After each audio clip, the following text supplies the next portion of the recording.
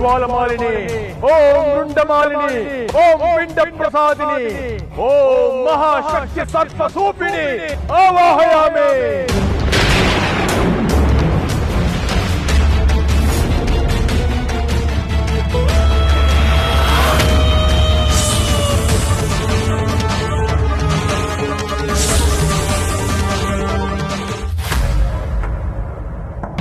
ಅವನು ಅಭಯಲ್ಲ, ನನ್ನ ಆದಿಶೇಷ, ನನ್ನ ಮನದ ರಸ, ನನ್ನ ಬದುಕಿನ ರಸ, ನನ್ನ ಬರುಡಾದ ಬದುಕಿಗೆ ಪ್ರೀತಿಯ ಸ್ಪರ್ಶ ಕೊಡಲು ಬಂದವನು ಇವನು ಆದಿಶೇಷ.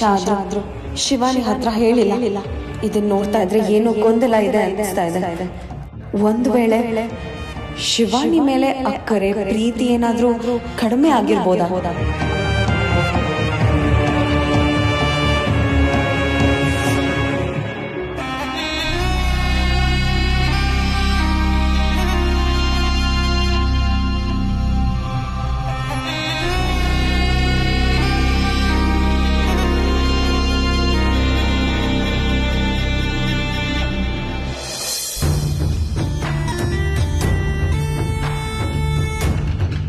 ಶಿವಾನಂದ್, ಒಂದು ಫೋಟೋ ಕಳಿಸಿದ್ದೀನಿ, ಅದ್ರ ಬಗ್ಗೆ ಡೀಟೇಲ್ಸ್ ಕಲೆಕ್ಟ್ ಮಾಡಿ, ಸಿಕ್ಕಿದ ತಕ್ಷಣ ನಂಗೆ ಫಾರ್ವರ್ಡ್ ಮಾಡಿ. ಬಾಯ್. ಅಭಯ್ ಅವರೇ, ತಗೊಳ್ಳಿ, ನಿಮಗೋಸ್ಕರ ವಿಶೇಷವಾದ ಕಾಫಿ ಮಾಡ್ಕೊಂಬಂದಿದ್ದೀನಿ.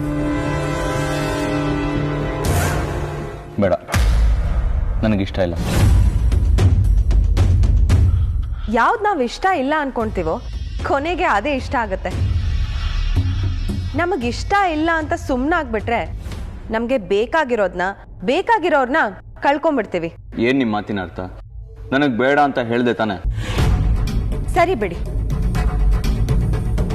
ಈ ಕ್ಷಣಕ್ಕೆ ಇಷ್ಟ ಆಗದೆ ಇರೋದು ಮುಂದಿನ ಕ್ಷಣಕ್ಕೆ ಇಷ್ಟ ಆಗ್ಬೋದಲ್ವಾ? ನಾನು ಇಲ್ಲೇ ಇಟ್ಟಿರ್ತೀನಿ, ನಿಮ್ಗೆ ಬೇಕಾದಾಗ ತಗೊಳ್ಳಿ. ಮೋಸ್ಟ್ಲಿ ಆ ಕ್ಷಣ ಬರಲ್ಲ ಅಂತ ಅನ್ಕೊಂಡಿದ್ದೀನಿ. ಮುಂದಿನ ಕ್ಷಣನೇ ನಮ್ಮ ಕೈಯಲ್ಲಿ ಇಲ್ಲ ಅಂದಮೇಲೆ ಅದು ಹೀಗೇ ಆಗತ್ತೆ ಅಂತ ತಿಳ್ಕೊಳ್ಳೋದು ತಪ್ಪಾಗತ್ತೆ.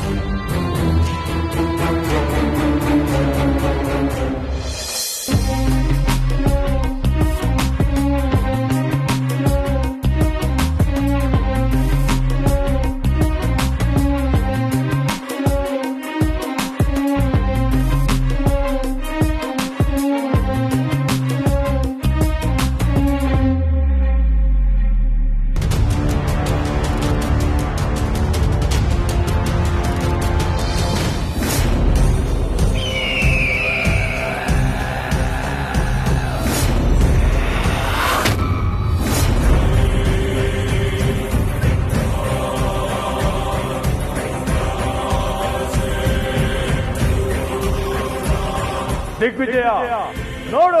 ಗುರುಗಳೇ, ನೀವು ಪೂಜೆ ಮಾಡ್ತಿರೋದೇನೋ ಸರಿ, ಆದ್ರೆ ಆದಿಶೇಷನ್ ಫೋಟೋ ಯಾಕೆ? ದಿಗ್ವಿಜಯ, ಎಂದು ನಾನು ಮಾಡುತ್ತಿರುವುದು ಸಾಮಾನ್ಯ ಪೂಜೆ ಅಲ್ಲ, ಮಹಾಪೂಜೆ. ಆದಿಶೇಷನ ಶತ್ರುವನ್ನು ಆವಾಹಿಸುತ್ತಿರುವ ಪೂಜೆ. ಆದಿಶೇಷನ ನೆರಳನ್ನು ಕಂಡರೂ ಅವನನ್ನು ಸಾಯಿಸುವ ತವಕದಲ್ಲಿರುವ ಶತ್ರುವನ್ನು ಆವಾಹಿಸುತ್ತಿರುವ ಪೂಜೆ. ಅವನ ಶತ್ರುವನ್ನು ಕಂಡರೆ ಅವನು ವರ್ತಿಸುವ ರೀತಿಯನ್ನು ನೋಡು, ಅವನು ಉಗುಳುವ ಕ್ರೋಧಾಗ್ನಿಯನ್ನು ನೋಡು. ಇಂದು ಮಾಡುತ್ತಿರುವ ಪೂಜೆ ಹಿಂದೆಂದು ಮಾಡದ ಪೂಜೆ.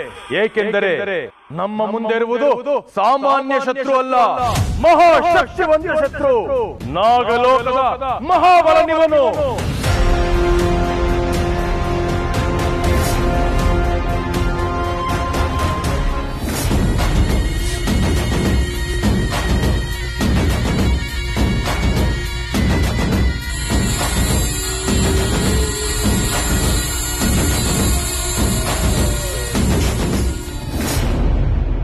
ಯಾಕೆ ಹೀಗೆ ನೋಡ್ತಿದ್ದೀರಾ? ಓ, ನೋಡೋದು ತಪ್ಪ? ನೋಡೋದು ತಪ್ಪಲ್ಲ, ಆದ್ರೆ ಈ ತರ ನೋಡೋದು ತಪ್ಪು. ನಾನೇನ್ ತಪ್ಪಾಗಿ ನೋಡ್ತಾ ಇಲ್ವಲ್ಲ? ಆದ್ರೆ ನೀವು ನೋಡ್ತಿರೋದು ನನಗೆ ತಪ್ಪಾಗಿ ಕಾಣಿಸ್ತಿದೆ. ನೋಡ್ತಾ ಇರೋದು ಸರಿ ಅಂತ ಮನ್ಸಿಗೆ ಒಮ್ಮೆ ಹೇಳಿ, ಎಲ್ಲಾನು ಸರಿಯಾಗಿ ಕಾಣಿಸುತ್ತೆ. ಯಾಕೆ ಈ ರೀತಿ ವಿಚಿತ್ರವಾಗಿ ಮಾತಾಡ್ತಿದ್ದೀರಾ? ವಿಚಿತ್ರದ ಒಳಗಡೆ ಒಂದು ಚಿತ್ರ ಇದೆ ಅಭಯ್ ಅವರೇ, ಅದು ನಿಮ್ಗೆ ಕಾಣಿಸ್ತಾ ಇಲ್ಲ ಅಷ್ಟೇ.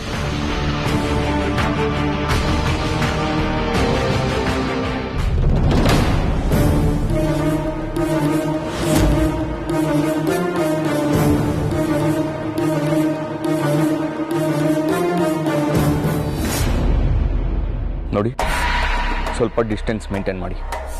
ನನಗೆ ಈ ಥರ ಕೂತ್ಕೊಳ್ಳೋದು ಇಷ್ಟ ಆಗಲ್ಲ. ಹತ್ರ ಕೂತ್ಕೊಂಡ್ರೆ ಏನ್ ತಪ್ಪು?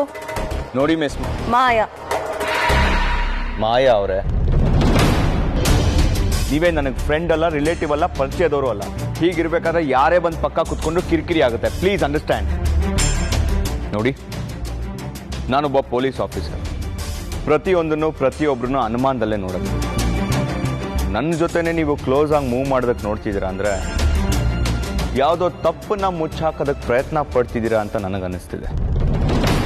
ನೋಡಿ ಅಭಯ್, ನೀವು ಯಾರು ಅಂತ ನನಗೆ ಚೆನ್ನಾಗಿ ಗೊತ್ತಿದೆ.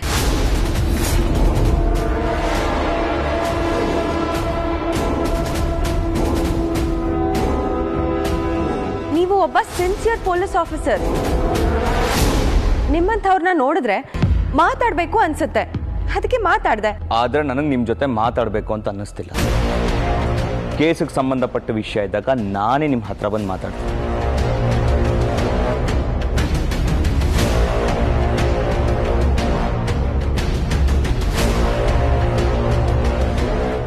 ನಾನು ಅವನಿಗೆ ಎಷ್ಟೇ ಹತ್ರ ಆಗೋ ಪ್ರಯತ್ನ ಪಟ್ರು ದೂರ ದೂರ ಹೋಗ್ತಾನೆ ಇದ್ದಾನೆ. ವೇಷ, ಮಾತು, ನಡವಳಿಕೆ ಎಲ್ಲ ಬದಲಾಯಿಸ್ಕೊಂಡು ಬಂದ್ರು. ಅಲ್ಲಿ ಅವನ ಮನಸ್ಸಲ್ಲಿರೋದು ಇನ್ನು ಶಿವಾನಿನೇ. ಅದಕ್ಕೆ ನಾನು ಹತ್ರ ಹೋದಾಗೆಲ್ಲ ಅವನು ನನ್ನಿಂದ ದೂರ ಹೋಗ್ತಾ ಇದ್ದಾನೆ. ಆದಿಶೇಷ, ಈ ಕ್ಷಣಕ್ಕೆ ನನ್ನಿಂದ ನೀನು ದೂರ ಹೋಗಿರ್ಬೋದು, ಆದ್ರೆ ಆದಷ್ಟು ಬೇಗ ನಿನ್ಗೆ ಹತ್ರ ಆಗ್ತೀನಿ.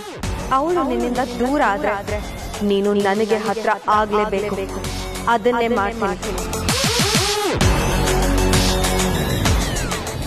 ಓಂ ಜ್ವಾಲಮಾಲಿನಿ, ಓಂ ವೃಂಡಮಾಲಿನಿ, ಓಂ ಪಿಂಡ ಪ್ರಸಾದಿನಿ, ಓಂ ಮಹಾಶಕ್ತಿ ಸರ್ಪ ಸೂಪಿಣಿ ಆವಾಹಯಾಮಿ.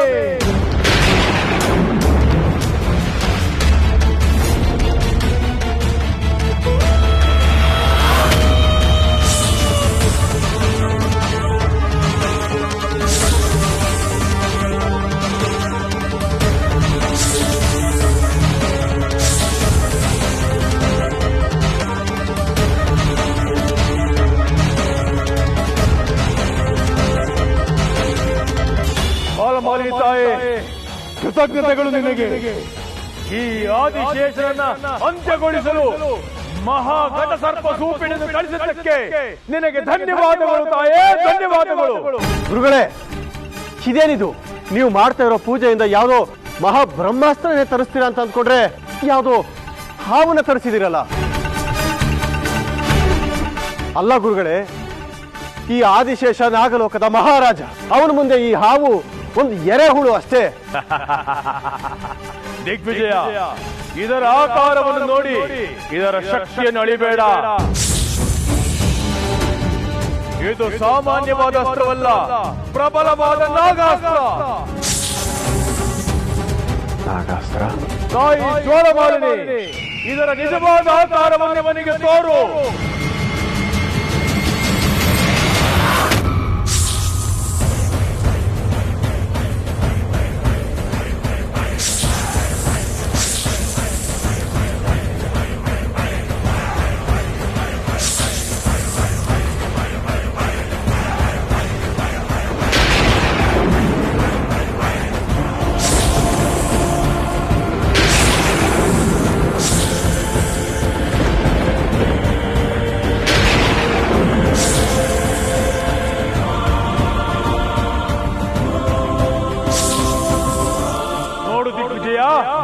ಇದರ ನಿಜವಾದ ರೂಪವನ್ನು ನೋಡು. ಮುಗಿಲಕ್ಕೆ ಬಲದ ಈ ನಾಗಾಸ್ತ್ರವನ್ನು ನಿನ್ನ ಕಣ್ತೆರೆದು ನೋಡು.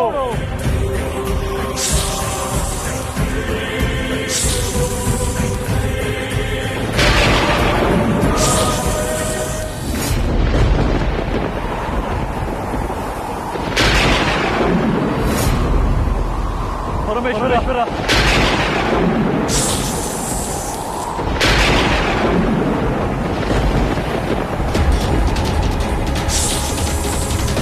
ಅಯ್ಯೋ, ಇದೇನಿದು? ನಾಗಲೋಕದಲ್ಲಿ ಕಂಪನ. ನಾಗಗಳೆಲ್ಲ ಭಯಭೀತವಾಗಿವೆ. ಮಹಾವಿಪತ್ತಿನ ಸೂಚನೆ ತೋರೋ. ರಕ್ತವರ್ಣದ ಕಾಮನ ಬಿಲ್ಲು ಪ್ರತ್ಯಕ್ಷವಾಗಿದೆ. ಏನಿದರ ಕಾರಣ? ಪರಮೇಶ್ವರ, ಮಹಾದೇವ, ಏನಿದು ಘೋರ? ಯಾವ ಅನರ್ಥದ ಸೂಚನೆ ಕೊಡುತ್ತಿರುವೆ ಮಹಾದೇವ? ಈ ಲೋಕ ಕಂಪಿಸುತ್ತಿರುವುದೇ ಏಕೆ? ನಾಗಗಳು ಭಯಭೀತವಾಗಿರುವುದೇಕೆ? ಹೇಳು ದೇವ. ಮಹೇಶ್ವರ,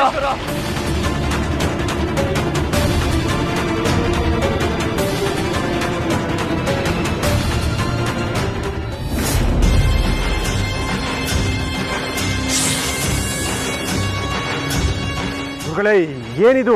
ನೋಡು, ಇದು ಇವನ ಅಸಲಿ ರೂಪ. ಬೆಳೆದು ನಿಂತರೆ ಮುಗಿಲಂಗೆ ಮುಟ್ಟಬಲ್ಲ,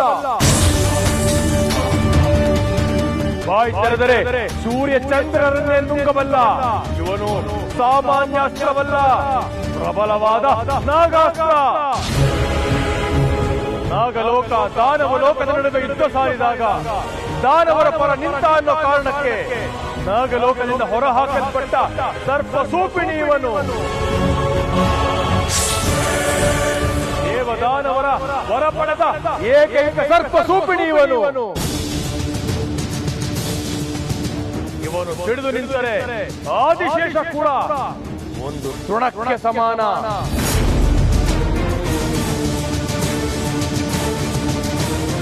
ಇವನಿಗೆ ಇರುವ ವರಕ್ಕೆ ಇಡೀ ನಾಗಲೋಕವನ್ನೇ ಒಂಟಿಯಾಗಿ ಎದುರಿಸಬಲ್ಲ. ಇನ್ನು ಈ ಆದಿಶೇಷ ಯಾವ ಲೆಕ್ಕ? ಗುರುಗಳೇ, ಈ ಸರ್ಪನ ಕಳಿಸ್ಬಿಟ್ರೆ ಆದಿಶೇಷನ ಕೊಂದು ಹಾಕುತ್ತಾ? ಇಲ್ಲ, ಇವರನ್ನು ಕರೆದುಕೊಂಡು ಹೋಗಿ ಆದಿಶೇಷನ ಬಳಿ ಬಿಡಬೇಕು. ನಾನು ಈ ಸರ್ಪನ? ಹೌದು, ನೀನೇ. ಹೇಗೆ ಗುರುಗಳೇ? ಹೇಳ್ತೀನಿ.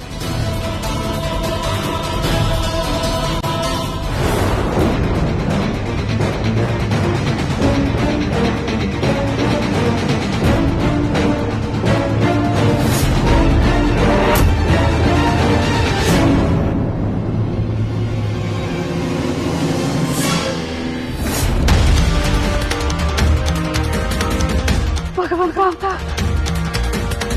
ಇದೇನಿದು? ಪರಮೇಶ್ವರ, ಏನಿದೆಲ್ಲ? ಗುರುದೇವ, ಇದೇನಾಗುತ್ತದೆ? ಏನಾಗುತ್ತದೆ ನಮ್ಮ ಲೋಕದಲ್ಲಿ? ನೆತ್ತಲಿನ ಕಾಮನ ಬಿಲ್ಲು ಕಾಣಿಸುತ್ತಿದೆ, ನಾಗಲೋಕದ ಮೂಲೆಯಲ್ಲಿ ಬೆಂಕಿ ಕಾಣಿಸುತ್ತಿದೆ. ಇದು ಅಪಾಯದ ಮುನ್ಸೂಚನೆಯೇ?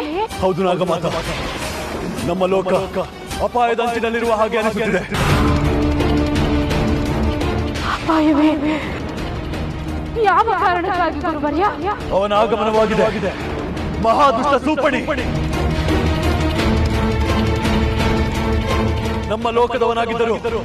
ಅಸುರ ಗುಣವಿರುವ ಕಾರಣಕ್ಕೆ ವಾಮ ಮಂತ್ರವಾದಿಗಳು ಅವನನ್ನು ಬಳಸುತ್ತಿರುವುದು ಇದು ಮೊದಲಲ್ಲ. ಈಗಲೂ ಭೂಲೋಕಕ್ಕೆ ಅವನ ಪ್ರವೇಶವಾಗಿದೆ. ಅವನ ಆಗಮನ ಭೂಲೋಕಕ್ಕೆ ಆದರೆ ನಮ್ಮ ನಾಗಲೋಕಕ್ಕೆ ತೊಂದರೆ ಆಗುತ್ತಿದೆ. ಅವನು ಬಂದಿರುವುದು ಭೂಲೋಕಕ್ಕೆ ಆದರೂ ಅದರಿಂದ ತೊಂದರೆ ಆಗುವುದು ನಮ್ಮ ನಾಗಲೋಕಕ್ಕೆ. ಅವನು ಬಂದಿರುವುದು ಭೂಲೋಕದಲ್ಲಿರುವ ನಮ್ಮ ನಾಗಲೋಕ ವಾಸಿಗಳನ್ನು ಕೊಲ್ಲುವುದಕ್ಕಾಗಿ.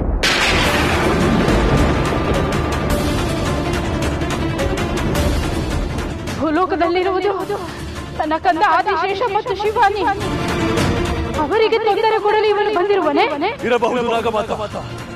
ಅವನಿಂದ ಅಪಾಯವಿರುವುದು ಆದಿಶೇಷನಿಗೆ.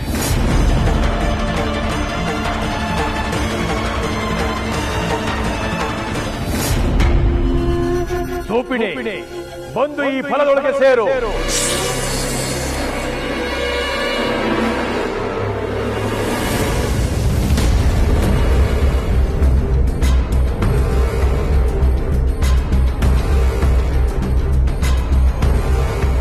ದಿಗ್ವಿಜಯ, ಇದನ್ನು ತೆಗೆದುಕೊಂಡು ಹೋಗಿ ಆದಿಶೇಷನ ಪಕ್ಕದಲ್ಲಿ ಇಡು. ಗುರುಗಳೇ, ಸರಿ, ಆದ್ರೆ ನಾನಿದನ್ನು ತೆಗೆದುಕೊಂಡು ಹೋಗೋದು ಹೇಗೆ? ಓಂ ಜ್ವಾಲಮಾಲಿಂಗೇ ನಮಃ.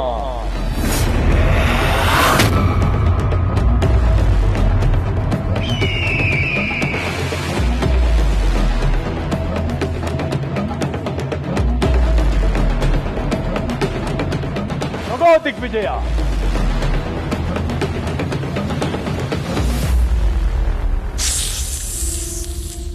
ದಿಗ್ವಿಜಯ, ಇದನ್ನು ತೆಗೆದುಕೊಂಡು ಹೋಗಿ ಆದಿಶೇಷನ ಪಕ್ಕದಲ್ಲಿ ಇಡು. ಅದಾದ ನಂತರ ಇದರಿಂದ ಸೂಪಿಣಿ ಆಚೆ ಬರುತ್ತೆ. ಸೂಪಿಣಿ ಹೊರ ಬಂದರೆ ಆದಿಶೇಷನ ಕತೆ ಮುಗಿತು.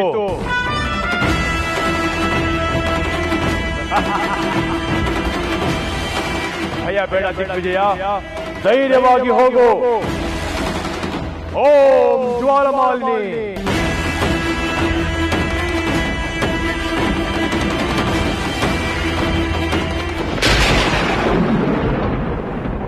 ಪರಮೇಶ್ವರ, ನನ್ನ ಕಂದ, ನಾನು ಈಗಲೇ ಭೂಲೋಕಕ್ಕೆ ಹೋಗಿ ಬರುವೆ. ಅಪ್ಪಣೆ ಆಗಲೇ. ಬೇಡ ನಾಗಮಾತ, ನಾನೇ ಈಗಲೇ ಭೂಲೋಕಕ್ಕೆ ಹೋಗಿ ಅಲ್ಲಿನ ಆಗು ಹೋಗುಗಳನ್ನು ತಿಳಿದು ಬರುತ್ತೇನೆ. ಅಲ್ಲಿ ಆದಿಶೇಷನಿಗೆ ಏನಾದರೂ ತೊಂದರೆಯಾದರೆ ನಾಗಲೋಕಕ್ಕೆ ಕಂಟಕ. ಅದು ಆಗಬಾರದು. ಅದು ಆಗದೇ ಇರುವ ಹಾಗೆ ಏನಾದರೂ ಮಾಡಿ ತಡೆಯಲೇಬೇಕು.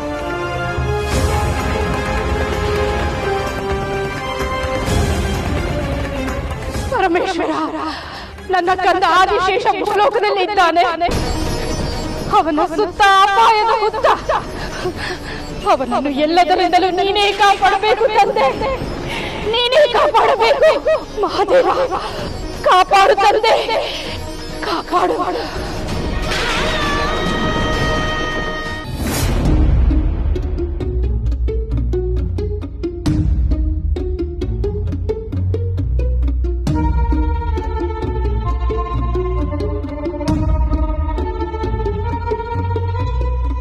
ಮೊದಲು ಘಟಸರ್ಪ ಇರೋ ಈ ನಿಂಬೆಹಣ್ಣನ್ನ ಒಂದು ಸೇಫ್ ಜಾಗದಲ್ಲಿ ತಗೊಂಡು ಹೋಗಿಡಬೇಕು. ಇಲ್ಲ ಅಂದ್ರೆ ಭಯದಲ್ಲೇ ಇರಬೇಕಾಗತ್ತೆ. ಅದೇನಾದರೂ ಇದಕ್ಕಿದ್ದ ಹಾಗೆ ಹೊರಗೆ ಬಂದ್ರೆ ಆದಿಶೇಷನ ಸಾವಲ್ಲ, ನನ್ನ ಅಂತ್ಯ ಆಗುತ್ತೆ.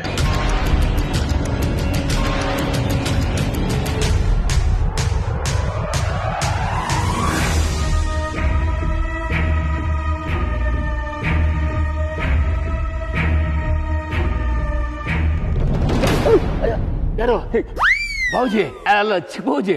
ಅಯ್ಯೋ ನೀವಾ? ನಾನು ಎದುರ್ಕೊಂಡೇ ಬಿಟ್ಟೆ. ಗೋವಿಂದ, ನಾನ್ಸೆನ್ಸ್. ಬರುವಾಗ ಲೈಟ್ ಹಾಕೊಂಡು ಬರೋದಲ್ವಾ? ನೀವೇ ಹಾಕೊಂಡು ಬರ್ಬೋದು. ಅಲ್ಲ ಚಿಕ್ಕ ಬಾವುಜಿ, ನಾನು ಲೈಟ್ ಹಾಕೋಣಂತಾನೆ ಹೋಗ್ತಿದ್ದೆ. ಅದು ಅಷ್ಟರಲ್ಲಿ ಯಾಕೋ ಬೆಳಗ್ಗೆಯಿಂದ ಅದೇನು ಕೆಲಸ ಮಾಡಕ್ ಬಂದಿದೆಯೋ ಫಸ್ಟ್ ಆ ಕೆಲಸ ಮಾಡು. ಹೋಗು. ಆಯ್ತು ಬಿಡಿ.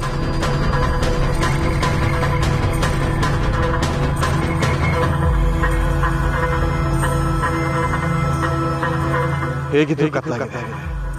ಈಗಲೇ ಇದನ್ನ ಆದಿಶೇಷನ್ ಹತ್ರ ಇಟ್ಬಿಟ್ರೆ ಯಾರಿಗೂ ಅನುಮಾನ ಬರೋದಿಲ್ಲ. Hello mister Dhananjay.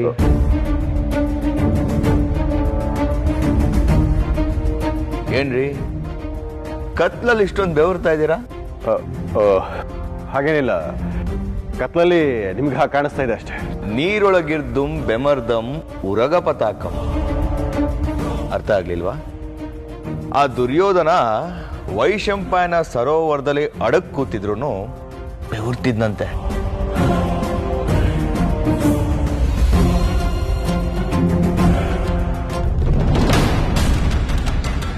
ಏನ್ರಿ ಮಿಸ್ಟರ್ ಧನಂಜಯ್, ಬೆಳಕಲ್ಲೂ ಬೆವರ್ತಾ ಇದ್ದೀರಾ?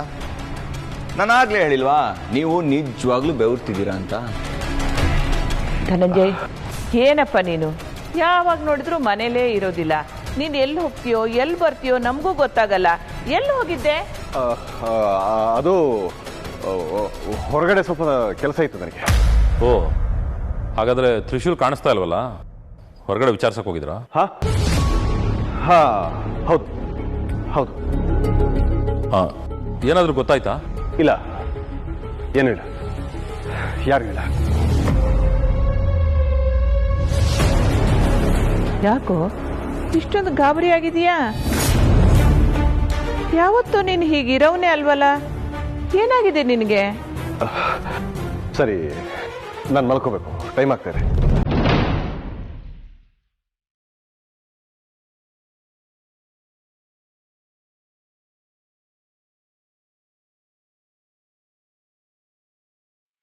ಇದರಿಂದ ಮುಂದೆ ಆಗೋದನ್ನು ನೆನೆಸ್ಕೊಂಡ್ರೆ ನನಗೆ ಈಗಲೇ ಭಯ ಆಗ್ತಾ ಇದೆ.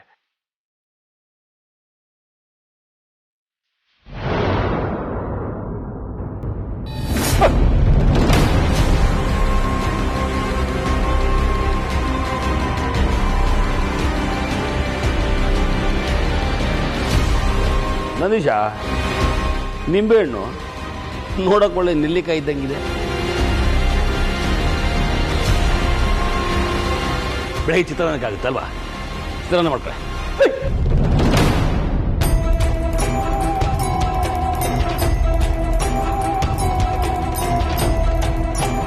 ಇದೇನು ಚಿಕ್ಕಬೋಜಿ, ನಿಮಗೂ ಚಿತ್ರಾನ್ನ ಬೇಕಾ? ಬೇಡ. ಬೇಡವಾ? ಶರ್ಬತ್ ಬೇಕಾ? ಯಾವುದು ಬೇಡ ಕಣೋ. ಏನ್ರಿ ಮಿಸ್ಟರ್ ಧನಂಜಯ್, ನಿಂಬೆ ಹಣ್ಣ ಜೇಬಲ್ಲಿ ಇಟ್ಕೊಂಡು ಓಡಾಡ್ತಿದ್ದೀರಾ? ಏನು ಸಮಾಚಾರ? ಅದೇ ಈ ಮಾಟ ಮಂತ್ರ ಮಾಡೋರು ನಿಂಬೆಹಣ್ಣು ಇಟ್ಕೊಂಡು ಓಡಾಡ್ತಾರೆ ಅಂತ ಕೇಳಿದ್ದೆ. ಹಾಗೇನಾದರೂ